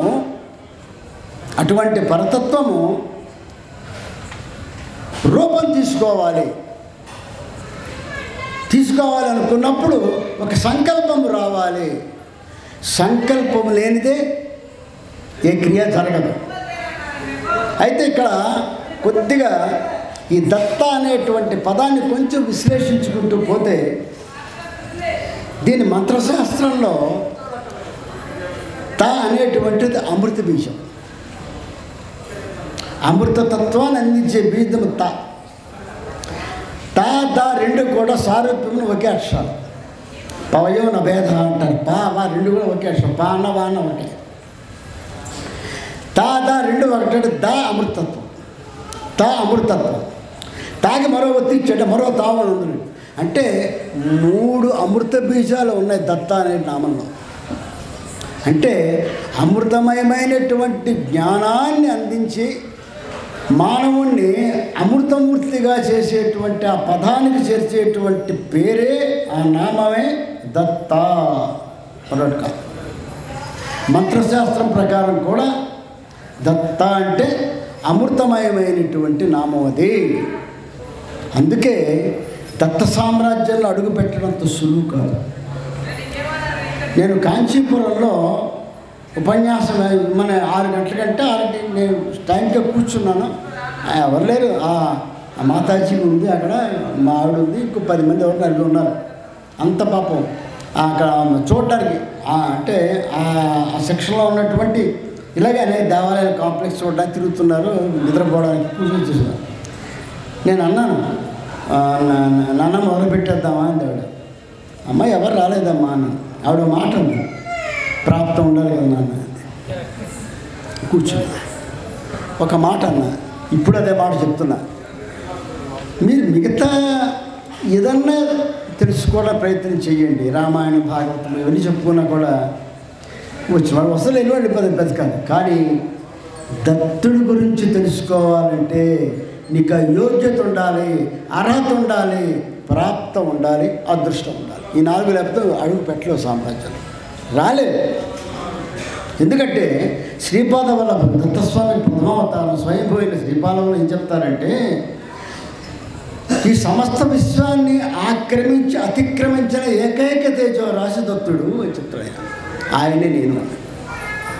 అంతేకాకుండా నీలో ఉండేటువంటి జన్మలుగా వస్తున్నటువంటి పాపకర్మల యొక్క ఫలితము క్షీణదశకు వచ్చి నీలో ఉండేటువంటి పుణ్యకర్మల యొక్క ఫలితం ఎప్పుడైతే ఉద్దీపన జరగబోతోందో అప్పుడే నీకు దత్తుడి గురించి తెలుసుకోవాలనిపిస్తుంది అన్నాడు.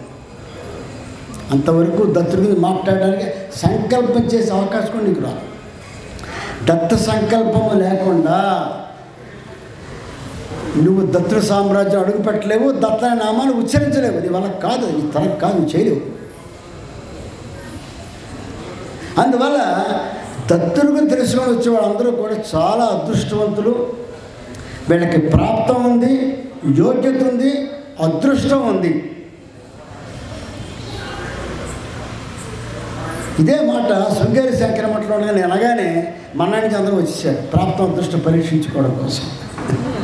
అందువల్ల ఏంటంటే ఇది నేను చెప్పిన మాట కాదు, ఇది పుస్తకాల్లో రాసిన మాట నేను చెప్తున్నాను.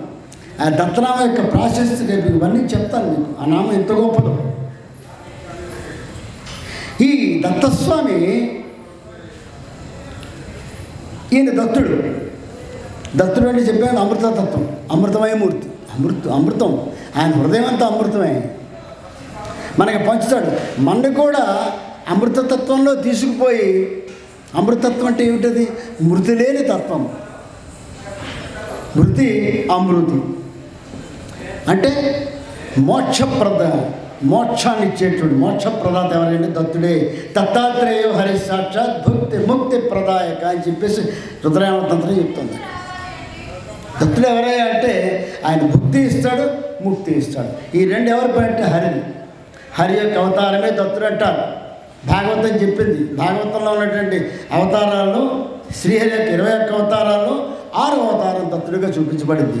కానీ 6వ అవతారం సీరియల్గా కాదది. అసలు దత్తావతారం తర్వాత ఈ అవతారాలు వచ్చాయి. సృష్టి ప్రారంభంలోని అవతారం, తర్వాత వచ్చిన అవతారాలన్నీ కూడా కార్యకారణ నిమిత్తంగా వచ్చిన అవతారాలు ఇవి. కానీ దత్తావతారం కార్యకారణంగా కాదు, సాకారంగా వచ్చిన రూపమే అది. నిరాకార రూపాన్ని దత్తుడు నిరంతరం సనాతనుడు, పూర్ణ పరబ్రహ్మ, సందేహం లేదు. నిస్సందేహంగా చెప్తున్నా. ఈ విషయము సాక్షాత్తు వ్యాసుల వారే చెప్పారు మనకి బ్రహ్మాండ పురాణంలో. మనకి 18 పురాణాల్లోనూ 8 పురాణాలు శివతత్వాన్ని వర్ణిస్తాయి మనకి. ఆ 8 పురాణాల్లో కూడా పరమశివుడు ప్రధాన దైవం కాబట్టి శివుడే పూర్ణ పరబ్రహ్మతత్వము. మిగిలిన వాళ్ళకు కొంచెం తక్కువ చేసి చూపిస్తారు. ఎందుకంటే అది చదివి పరమశివుని ఆరాధించేటువంటి వాళ్ళ కోసం నా రాశాడు వ్యాసుల వారు. మిగిలిన 5 పురాణాలు విష్ణుతత్వాన్ని తెలియజేసేటువంటి. అందులో ఒకటి దేవీ భాగవతం, ఇందులో ఒకటి అంటారు. భాగవతం ఏదైనా కూడా మరి దేవి భాగం తీసుకుందాం 4, భాగవతం కదా 5. ఈ 5 కూడా విష్ణుతత్వాన్ని చెప్పేవి కాబట్టి విష్ణువు చాలా ఉన్నతులని చెప్తూ మిగిలినవన్నీ కూడా కొంచెం తక్కువ చేసి చూపిస్తారు. ఆ బాపు సినిమాలో వస్తుంది, అంతా సమానమే, కొందరు ఎక్కువ సమానం, కొందరు తక్కువ సమానం అని చెప్పేసి. అలాగా ఈ కొంచెం తక్కువ సమానంలో చూపిస్తూ ఉంటారు. ఎందుకంటే అది ప్రధాన దైవాన్ని మనం ఇంకా అద్భుతంగా ఇంకొంచెం మన మనసులో నింపుకొని మనం పురాణం చదువుతున్నాం, మనకు విష్ణు అంటే ఇష్టం, విష్ణు పురాణం చదువుతున్నాం, భాగవతం చదువుతున్నాం, కొర్మ పురాణం చదువుతున్నాం, మత్స్య పురాణం చదువుతున్నాం. ప్రధాన దైవం విష్ణువు కాబట్టి మనం చదువుకుంటే మనం ఇంకా నా స్వామి ఇంత గొప్పవాడా అని చెప్పేసి మనం అనుకోవాలి. తద్వారా ఆయనలో మమే కావాలి మనం. అందుకోసం వ్యాసవారు రాశారు. ఇక ఏ ప్రసక్తి ఏ ప్రధాన దైవాన్ని గురించి చెప్పిన పురాణాలు 3: భవిష్య పురాణము, బ్రహ్మాండ పురాణము, గరుడ పురాణం. గరుడ పురాణం అంతా కూడా శ్రీ మహావిష్ణువు గరుత్మంతుడికి చెప్పినట్టుగా జీవి యొక్క మరణానంతర జీవితాన్ని గురించి ఇస్తుంది. మన కర్మల గురించి, కర్మ విపాకం అంటారు దాన్ని. ఏ కర్మ ఏం మంచి సత్కర్మలు, దుష్కర్మలు, వాటి వచ్చే ఫలితాలు, వాడి జీవుడు ఎక్కడి నుంచి ఎలా మరణాన్ని ఎక్కడ నడకసాగిస్తాడు, ఎక్కడికి వెళ్తాడు, ఎన్ని రోజులు పుట్టి అన్నీ కూడా అద్భుతంగా అందులో వర్ణించారు. కానీ అందులో ప్రధానమైన ప్రసక్తి లేదు మనకి. ఇంకా 2 మిగిలే. భవిష్య పురాణము, భవిష్యత్తులో కలియుగంలో వచ్చేటువంటి అనేకమైన రాజులు, వాళ్ళ వంశాలు, వాళ్ళ చరిత్రలు, భవిష్యత్తులో కలియుగంలో జరగబడి పరిణామాలు, ఇవన్నింటినీ కూడా భవిష్య పురాణం వర్ణించారు. కాబట్టి అందులో ప్రధానమైన ప్రసక్తి లేదు. ఇక బ్రహ్మాండ పురాణంలో ఈ భూమిని గురించి వర్ణించారు, ఈ బ్రహ్మాండం గురించి వర్ణించారు. కానీ అందులో కూడా ప్రధానమైన ప్రసక్తి లేదు. కానీ ప్రత్యేకంగా బ్రహ్మాండ పురాణం దత్తఖండం రాసి అందులో చక్కడ ప్రథమాధ్యాయంలోనే ప్రథమాంకంలోనే 19 నుంచి 34వ శ్లోకం వరకు దత్తాత్రేయ స్వామి మాత్రమే పూర్ణ పరబ్రహ్మతత్వము, సమస్త సృష్టి ఆయనే ఆధారభూతం అనే విషయాన్ని స్పష్టంగా చెప్పడం జరిగింది వేదవ్యాసుడు. అంటే అక్కడ ప్రత్యేకంగా ఏ ప్రధాన దైవాన్ని గురించి చెప్పలేదు. ఏమీ చెప్పని చోట వ్యాసుడు వారు ప్రతిపాదన ఏమిటి అంటే దత్తుడే పూర్ణ పరబ్రహ్మతత్వము. నైమిషారణ్యంలో సౌనకాది మహర్షులందరూ కూడా సత్రయాగం చేస్తూ ఉంటారు. చేస్తున్నప్పుడు అనుకోకుండా వాడు చేస్తున్న ఒక వెలుగు వస్తుంది. తెల్లటి తెలుపు, నల్లటి నీలివర్ణము, ఎరుపు రంగు 3 కలిసి ఒక జ్యోతి స్వరూపంగా ఏర్పడి అవి అపారంగా విస్తరించేస్తూ వెళ్ళిపోతూ ఉంటే ఆ తేజస్సును చూడలేక వీడు శ్రోత పడిపోతారు ఋషులందరూ కూడా. ఆ తేజస్సు 3 ముఖములు 6 చేతులుగా పట్టు పీతాంబరాలు కట్టుకొని జటాజూటంతో దివ్యమైనటువంటి వర్చస్సు, అపారమైనటువంటి అఖండమైనటువంటి అనంత కోటి సూర్య సమప్రభావమైనటువంటి ఆ కాంతిపుంజంతో వాళ్ళందరినీ కూడా అనుగ్రహించి వాళ్ళకి తిరిగి శక్తిని చూడగలిగే శక్తిని ప్రసాదించి చెప్తాడు. స్వామి మీరెవరని చెప్పి నమస్కారం చేసుకుంటే నేను దత్తాత్రేయుడను, దత్తుడను, ఈ సమస్త విశ్వానికి కూడా సృష్టించి స్థితించి లయం చేసేటువంటి పరబ్రహ్మతత్వాన్ని నేనే. ఈ సమస్త సృష్టి కూడా నా సంకల్పం మాత్రము చేతనే సృష్టించబడుతోంది అని అక్కడ ప్రతిపాదన చెప్పడం జరుగుతుంది. ఈ ప్రశ్న ఇది నాకు ఎప్పుడు వచ్చింది అంటే 2020లోనో 2021లోనో ఈ పుస్తకం నా చేతికి వచ్చింది. 2022లో ఈ పుస్తకం నా చేతికి వచ్చింది, అందులో చూశాను. కానీ ఈ విషయాన్ని నాకు దత్తస్వామి 2014లోనే చెప్పాడు. చెప్పడం కాదు, ఒక సినిమా వేసి చూపించాడు. నేను ఆ దత్తుల గురించి చెప్తూ వెళుతూ ఉంటే ఎవరో నన్ను అడిగారు ఒక ప్రశ్న, ఏమండి దత్తస్వామి దగ్గర వేదాలు కుక్కల్లో పడి ఉంటాయి, ఆయన పాదాలు నాకు. అప్పుడు అడిగారు, ఏమండి వేదాలు పరమ పవిత్రమైన గ్రంథాలు కదా, అంతకంటే పవిత్రానికి మాకు ఎక్కడా లేవు కదా, అటువంటి వేదములు నీచమైనటువంటి కుక్క రూపంలో ఎందుకు ఉన్నాయండి అని అడిగారు. ఏం చెప్పాలి? ఆవు రూపంలో నుంచి సందేహం, ఆవు పరమ పవిత్రం ఆవు అనుకుందాం, కుక్క గుర్రమైనా కనీసం బాగుండేది, కానీ కుక్కలా పడి ఉన్నాయి. నాకు ఏం చెప్పాలో తోచలేదు. సరే మాకేంటంటే కాదు అనుకోకుండా కాస్త ఆ వాక్చాతుర్యం ఉంటుంది కాబట్టి ఏదో చెప్పేసాం అక్కడికి. కానీ చెప్పిందంతా నాకు సాటిస్ఫాక్షన్ లేదు. సరే ఆ సమయం మీకేం తెలియదు కాబట్టి మేము చెప్తాం కాబట్టి మేము చెప్పి మీరు ఏదో అనుకుంటారు కాబట్టి నాకు ఇబ్బంది లేదు అక్కడ. కానీ రేపు ఎవరన్నా ఇప్పుడు అమ్మగారు లాంటి వాళ్ళు వచ్చి అడిగారు అనుకోండి, నేను ఏదో చెప్పేసి లేకపోతే కుదరదుగా అక్కడ. ఇంకెవరు ఉంటారు, పెద్దవాళ్ళు కూర్చుంటారు, వాళ్ళు అడుగుతారు ఏంటి ప్రశ్న ఏంటి వేస్తారు, నేను సమాధానం చెప్పాలి. ఏదో తప్పించుకోలేను, ఒక్కసారి తప్పించుకుంటాం, 2 సార్లు తప్పించుకుంటాం, అస్తమానం తప్పించుకోలేము. కాబట్టి స్వామి ఏమిటి పరీక్ష నేను అడిగాను. ఆయన నాకు సినిమా వేసి చూపించాడు. నా పూజా మందులో కూర్చున్నాను. కూర్చుని ప్రశ్న ఇవాళ వేసింది కాదు, ఎప్పుడో వేశారు ప్రశ్న. ఆ సమయం వచ్చింది కాబట్టి ఆయన సమాధానం చెప్పాడు. జపం చేసుకున్నాను. జపన్న కళ్ళు మూసుకు చేయను, కళ్ళు తెరిచే చేస్తాను సాధారణంగా. ఏమో ఏం కనపడదు, తెలియదు, ఏం మిస్ అవుతానని భయం నాకు. నా ఎదురుగా ఉన్నటువంటి ఆ పటాలు కానీ, సింహాసనం కానీ, దత్తమూర్తి ఇవన్నీ కూడా అపార వెలుగుతోనండి. ఒక సినిమా స్క్రీన్ వచ్చింది అక్కడ ఏం కనిపించిందంటే బ్రహ్మాది దేవతలందరూ కూడా ఒక సమావేశం ఏర్పాటు చేశారు. అక్కడ ఏదో ఒక చర్చ జరుగుతున్న సమయంలో ఒక అద్భుతమైన వెలుగు మొదలైంది. ఆ వెలుగు అలా అలా పెరిగిపోయి జ్యోతిస్వరూపంగా మారిపోయి సమస్త లోకాలు ఆక్రమించేస్తోంది. నా కళ్ళతో నేను చూసాను, నేను చెప్తున్నాను. ఆక్రమించేస్తూ ఉంటే ఒక్కసారి ఉలిక్కి పడ్డారు వేదములు, అందరి దేవతలు కూడా. అంటే పరబ్రహ్మ వస్తున్నాడు, పరతత్వం ఎవరైతే మనందరికీ మూల కారణమో ఆ మూల ప్రకృతి ప్రత్యక్షం అవుతోందన్న విషయాన్ని వాళ్ళు గ్రహించి ఈ వేదములు పొగడ్డం మొదలుపెట్టాయి పరతత్వాన్ని. ఋగ్వేదం మొదలుపెట్టింది. ఋగ్వేదం అంతా కూడా మంత్రములు, ఋగ్వేదంలో మంత్రాల స్తోత్రం ఋగ్వేదంలోనే ఉంటాయి. తనలో ఉన్నటువంటి సమస్త విజ్ఞానాన్ని జోడించి ఆ రూపాన్ని పొగడ్డం మొదలుపెట్టింది. మిగతా వేదాలు నా ఇతి అంటే నేతి అంటున్నాయి. నేతి ఇది కాదు అని.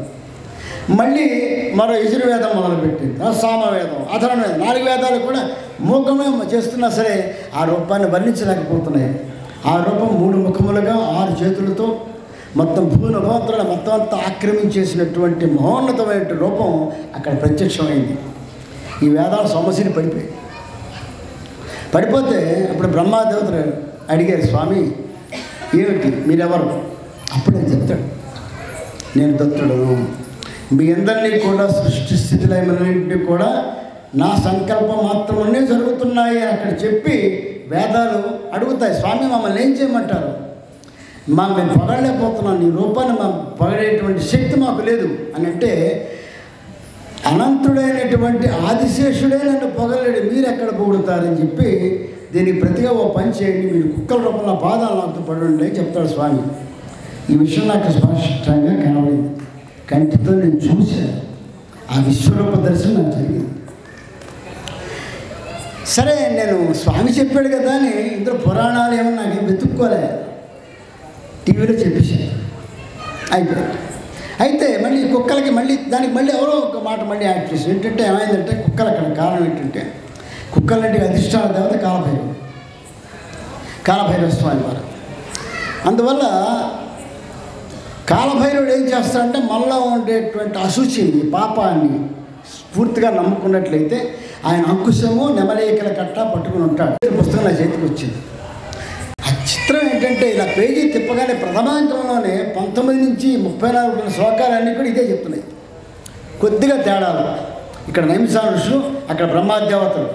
కానీ నేను సంపూర్ణంగా నమ్మేది ఏమిటంటే సాక్షాత్తు దత్తుడు చెప్పింది వాస్తవం.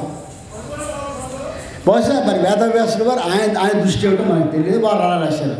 2 సమానమే మనకి. మాలాంటి ఉపాసకులకి దత్తుడే ప్రామాణికం. ఇంకొక విషయం, దత్తస్వామి గురించి చెప్పాలంటే కేవలము గ్రంథ పరిశీలన సరిపోదు. ఏదో పుస్తకం దగ్గర పెట్టేసుకొని చదివేసిన తర్వాత చెప్పేద్దామంటే కుదరదు. ఒక ఆయన ఇలాగే అలాగే ప్రవచకుడు, ఆయన కూడా మంచి పేరున్న వ్యక్తి. నేను ఈ దత్తలీలా వైభవం చెప్పడానికి మొదలుపెట్టినప్పుడు ఆయన ఏం చెప్పాడంటే, ఏముందండి దత్తులు పెద్ద కష్టపడిపోతారు మీరు అంటారు, ఏం అక్కర్లేదు. నేను నా పుస్తకం అన్నాను 10 పేజీలు చదివానండి, 10 ఎపిసోడ్లు చెప్పేశాను అని. ఏం చెప్పావు? పుస్తకం అంటే అదే చెప్పేశాను అన్నాడు. Then you will become a teacher, you're not a preacher. Teacher ఏం చెప్తాడు? పుస్తకాలే చెప్తాడు. కానీ ప్రీచర్, ప్రవచకుడు ఏం చెప్తాడు? ఏముందో దాన్ని విశ్లేషించి తన అనుభవాన్ని కూడా రంగరించుకొని అనేకమైన గ్రంథాల్లో దాని తాలూకా విశేషాలను సేకరించి అది మనకు అందిస్తాడు. దీనికి నువ్వెందుకు? ఎవరు పెట్టే చెప్పేస్తాడు, పుస్తకం చదివేస్తాడు. ఆ రోజు నుంచే చెప్పడం మానేసాడు టోటల్. నేను మాత్రం ఆ సబ్జెక్ట్ని ముట్టుకోండి చెప్పాడు. చాలా అద్భుత సబ్జెక్ట్ చేశాడు, అది ఎక్కడ ముట్టుకోలేదు. ఇంకో విశేషం ఏంటంటే ఇందులో, అందుకే దత్తుల గురించి చెప్పాలంటే గ్రంథ పరిశీలన చాలదు.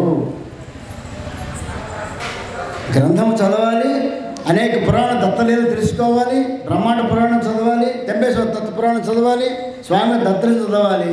అంతేకాకుండా అవధూతల చరిత్ర చదవాలి, మహాయోగుల చరిత్ర చదవాలి. వీటన్నింటికి మించి స్వీయ అనుభవం చాలా ముఖ్యం. స్వయంగా అనుభవించి ఉండాలి. దత్త స్పర్శ నేను అనుభవిస్తున్నాను, నాకు తెలుసు. ఆ స్పర్శ ఎలా ఉంటుందో నాకు తెలుసు. దత్తస్వామి ఆయన నీడ ఎలా ఉంటుందో నాకు తెలుసు. ఆయన ఎన్నిసార్లు నన్ను మృత్యులోంచి బయటపడేసే స్వామి నన్ను. అంటే ఇవన్నీ కూడా ఏమిటంటే ఆయన స్పర్శ. తత్వనామ స్మరణమలం కుర్వతాం సన్నిధానే గూఢాకార శరతి సాహసం వాంఛితం ధాతుకామ. స్పష్టంగా ఆయన చెప్పాడు ఈ మాట. దత్తనామాన్ని దత్తోనామ స్మరణ అమలం కుర్వతాం సన్నిధానే, నిర్మలమైన మనస్సుతో దత్తనామా నిరంతరం స్మరిస్తూ ఉంటే ఆయన సన్నిధిలో. సన్నిధి అంటే ఇప్పుడు ఆయన దగ్గర కూర్చొని మఠం చేయమని చెప్పలే. సన్నిధి అంటే నీలోనే ఉన్నాడు దత్తుడు. కాబట్టి నిరంతరము నీలో నువ్వే ఆ స్మరణ చేసుకుంటూ ఉంటే నిర్మలమైన మనస్సుతో గూఢాకారశ్చరతి సహసాం, నీ వెనక్కాలే, నీ పక్కనే, నీ వెనక్కాలే ఉంటూ నీ వాంఛితం ధాతుకామ, నీ రక్షణ నీకే కానీ నేనే చూసుకుని చెప్పాడు దత్తుడు. ఇది సత్యం, సత్యం పునఃసత్యం. నేను అనుభవిస్తున్నాను తెలుసా విషయం. అంటే దత్తస్వామి తెలుసుకోవాలంటే గ్రంథము చదవాలి, దత్తలీలలు తెలుసుకోవాలి, శ్రీపాద వల్లభ నృసింహసరస్వతి స్వామి సమర్థుల యొక్క చరిత్రలు తెలియాలి, మాణిక్య చరిత్ర తెలియాలి, సాయినాథుల లీలలు తెలియాలి, అనేక మంది మహానుభావులైనటువంటి అవధూతుల చరిత్ర తెలియాలి, యోగుల చరిత్ర తెలియాలి. వారందరూ కూడా దత్తస్వరూపులే. ప్రతి గురువు దత్తస్వరూపుడే. వాళ్ళందరి చరిత్ర తెలుసుకోవాలి. నీ స్వయంగా నువ్వు ఉపాసించగలగాలి దత్తుడిని.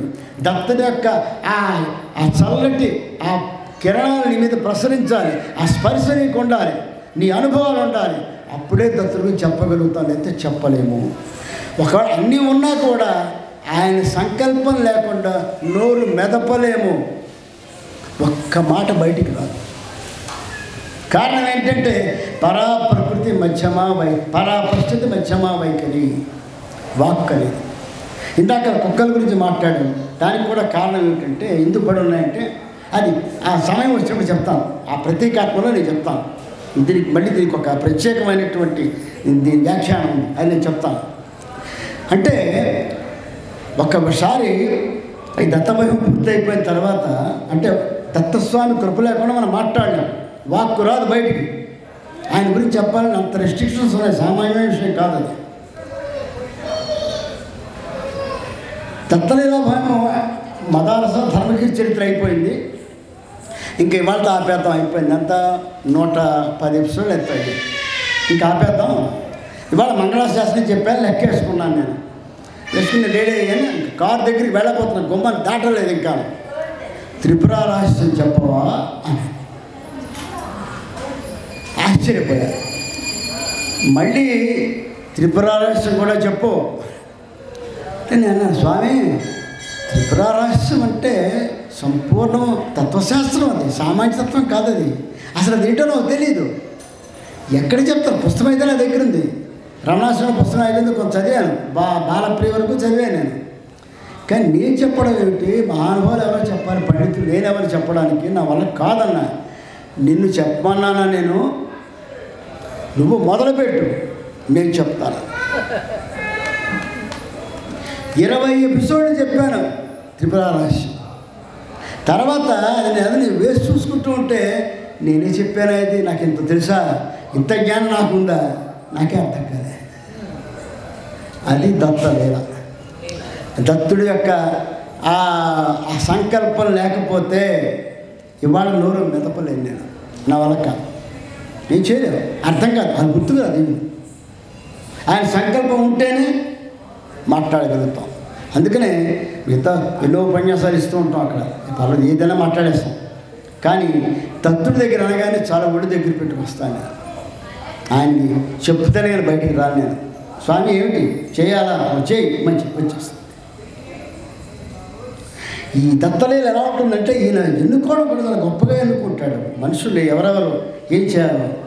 మాకు ముత్తోజు కనకాచార్య గారు ఇక్కడికి వచ్చి వెళ్ళాడు ఆయన, కనకాచార్య గారు. ఆయన ఇక్కడ దత్తుడు చాలా బాగుంటుందండి, నాంపల్లి బాబా సమాధి ఇక్కడ ఉందని కూడా చెప్పాడు నాకు ఆయన. ఆయనకు ఒకసారి అవునమ్మా, నేను ఆయన ఒకసారి నిద్రపోతూ ఉంటే తెల్లవారుసాన 5 గంటల 4-5 గంటల ప్రాంతంలో గణపతి సత్యానంద స్వామీజీ వారు దర్శనమిచ్చి నువ్వు వెంటనే బయలుదేరి దత్తక్షేత్రాన్ని తిరిగి అవన్నీ రికార్డ్ చేయి అని చెప్పారు. ఆయన ఎవరు లేచి ఏదో మళ్ళీ పడుకున్నాడు, మళ్ళీ అదే రిపీట్ అయింది. అప్పుడు లేచి అసలు ఎవరో తెలియదు, ఏంటి ఇలా వచ్చింది, ఏం చేయాలి, ఎవరిని అడగాలి అని చెప్పేసి అక్కడ ఏదో మాట్లాడిన మ్యాగజైన్ తిరిగి అందులో దత్త సత్యనారాయణ స్వామీజీ పట్టము కింద పేరు ఉన్నాయట. ఓహో ఈయన నాకు కనిపిస్తా అని అదే కన్ఫర్మేషన్ అనుకొని ఆయన బయలుదేరి వాటికి 478 దత్తక్షేత్రాలు దర్శనం చేసుకున్నాడు. ఆయన 3 వాల్యూమ్స్ బుక్స్ రాశాడు. అంటే అదేంటి భక్తులందరికీ పనికొచ్చినారు. నృసింహవాడిలో పూజారి రాజేష్ బాగా సన్నిహితుడు.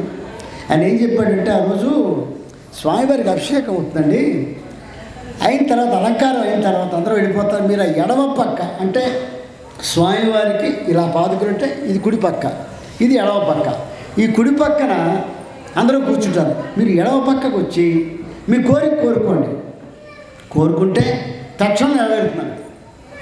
అబ్బో ఇంత బాగుందా అనుకున్నాను. నిజమే, నేను కోరికలు నేను ఎప్పుడు కోరను, నా కోరికలు అంటే ఇష్టం లేదు. ఎందుకంటే కోరినవాడు కోరుకున్నంత, కోరకపోతే అన్నీ ఏం కావాలన్నీ వచ్చేస్తాయి, కోరకపోతే కోరినవాడు అంతవరకు ఇస్తాను.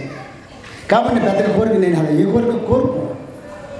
అక్కడ కూర్చొని నేను ఏమడిగానంటే ఏదో కోరమన్నాడు కదా, బాగుంటుందో కోరుకోవాలి. అందుకని ఏమడిగానంటే స్వామి 2 కోరికలు కూడా. ఒకటి ఏంటంటే నేను వదలను, నన్ను వదలదు, ఈ జన్మే కాదు ఏ జన్మలో అయినా సరే ఏ రూపంలో అయినా సరే నన్ను ఎప్పుడూ మేలుకులతో ఉండాలి, నిన్ను నేను వదలకూడదు, నన్ను వదలకూడదు. ఇది బాగుంది. అది ఇంకా ఈ జన్మ అవ్వలేదు కాబట్టి అది ఏమైందో నాకు తెలియదు, మనకు తెలియదు ఏం జరుగుతుందో. రెండవది, నీ యొక్క లీలా వైభవాన్ని నా నోటితో చెప్పించు. 2 ఇలా చెప్పి కోరుకున్నటువంటి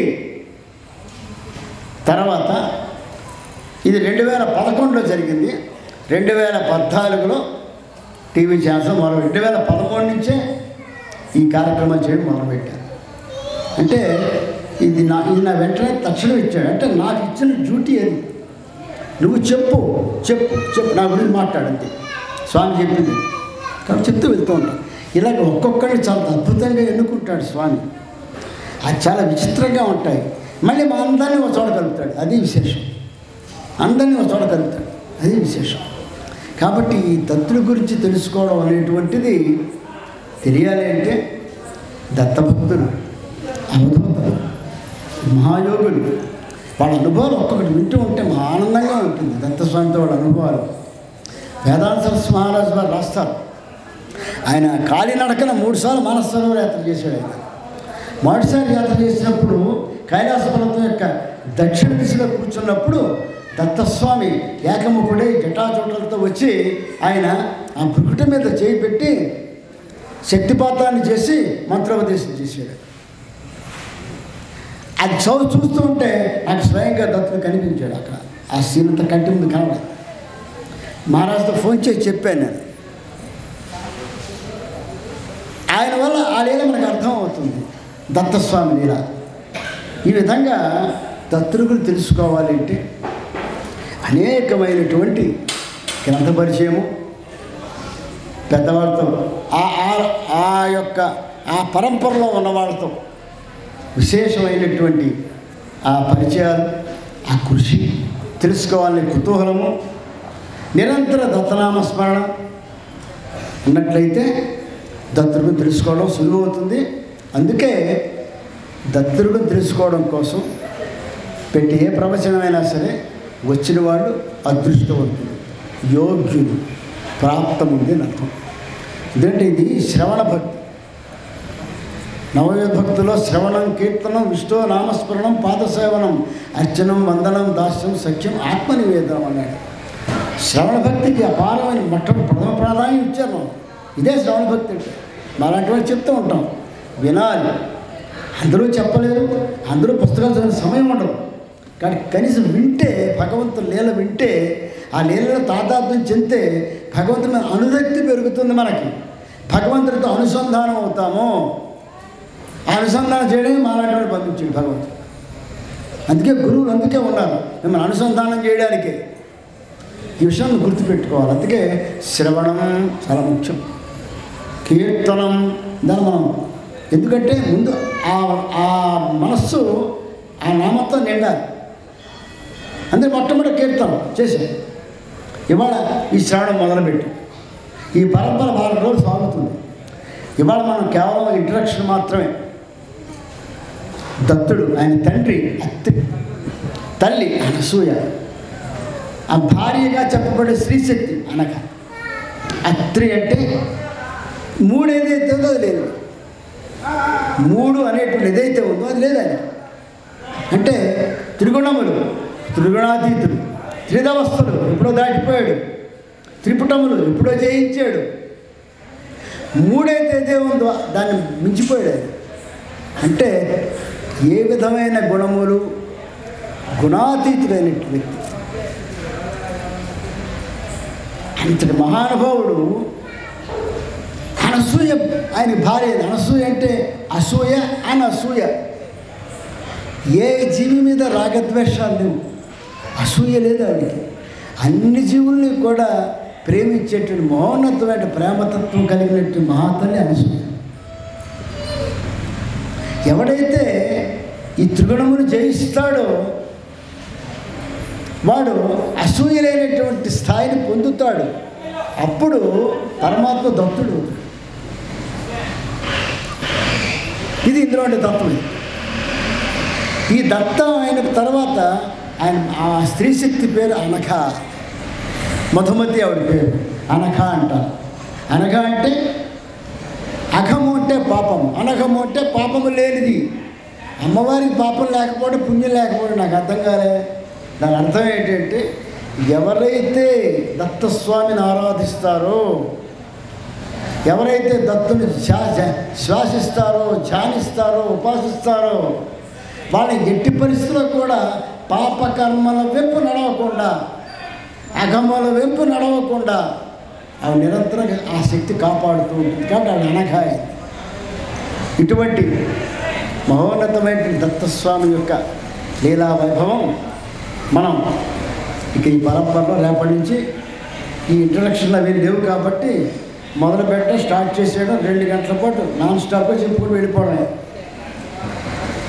కాబట్టి తర్వాత పిల్లలు ఎవరు ఉంటే పిల్లలు కూడా వాళ్ళకి విద్యాసరస్వతి మంత్రం కూడా ఈ 7 రోజుల్లో నేను ఉపదేశిస్తాను. చదువుకునే పిల్లలకి విద్యాసరస్వతి మంత్రం ఉపదేశిస్తాను. కాబట్టి పిల్లలకి చెప్పండి, తీసుకురండి. అందరూ కూడా నేను తీసుకురమ్మని నేను చెప్పిన ప్రాప్తం లేకుండా ఎవరు రారు. కాబట్టి నేను ఒక మాట చెప్పాను. నేను ఇక్కడ మా దేవి వైపు చెప్పడానికి వెళ్ళినప్పుడు ద్వారకా తిరుమలలో కుర్చీని ఖాళీగా నేనే ముందు వెళ్ళాను. నేను ఒకటే చెప్పాను, మీరు ఎవరు రాకపోతే కుర్చీలు చెప్పి వెళ్ళిపోతుందని చెప్పాను. మొహమాట వెళ్ళలేదు. ఎవరో వింటారు, ఏదో జీవుడు. ఇక్కడ సూక్ష్మశైలి ఎంతమంది లేరు? సూక్ష్మశైలిదారు లేరా? దత్తనామ ఎక్కడెక్కడ సూక్ష్మశైలిలో ఉంటారో మీకు ఉదాహరణ, అనకాపల్లిలో కార్యక్రమం చేస్తున్నా 5వ రోజు ప్రమాణమైన కార్యక్రమం జరుగుతుంది. అప్పుడు గాలి లేదు, ఏమి ఎంత బ్రహ్మాండంగా ఉంది. పూల మాలలు విపరీతంగా కదులుతున్నాయి, గంటలు మోగుతున్నాయి. నా ఉపన్యాసం అవుతూ ఉంటే అప్పుడు శ్రీరామచంద్రమూర్తి గారు అని చెప్పేసి ఆయన గొప్ప ఉపాసుడు. ఆయన చెప్పాడు, దత్తుడు వచ్చాడు కనబడుతున్నాడు చూడండి. అక్కడ ఏ విధమైనటువంటి చర్య లేకుండా అసలు గాలి కూడా లేదు, గాలి అవకాశం లేదు. అక్కడెక్కడో ఫ్యాన్ తిరుగుతున్నాయి అంతే. వాటంతటా అవే పూలమాలు విపరీతంగా ఉయ్యాల మోగినట్టు ఊగాయి, గంటలు మోగాయి. కాబట్టి దత్తనామస్మరణ జరిగే చోట, దత్తుడి గురించి చెప్పే చోట దత్తస్వామి సూక్ష్మ రూపంలో వస్తారు. అనేక మంది యోగులు సూక్ష్మ రూపంలో ఉంటారు. కాబట్టి మన అనేక మంది యోగుల యొక్క మధ్యన మనం ఉండి వింటాం. ఈ విషయం దృష్టిలో పెట్టుకొని అందరూ కూడా ఎవరికి యోగ్యమో ప్రాప్తం ఉందో వాళ్ళు వచ్చినట్లయితే వాళ్ళందరికీ కూడా దత్తస్వామి దివ్య చరిత్ర తెలుసుకుందాము. అంతవరకు స్వస్తి.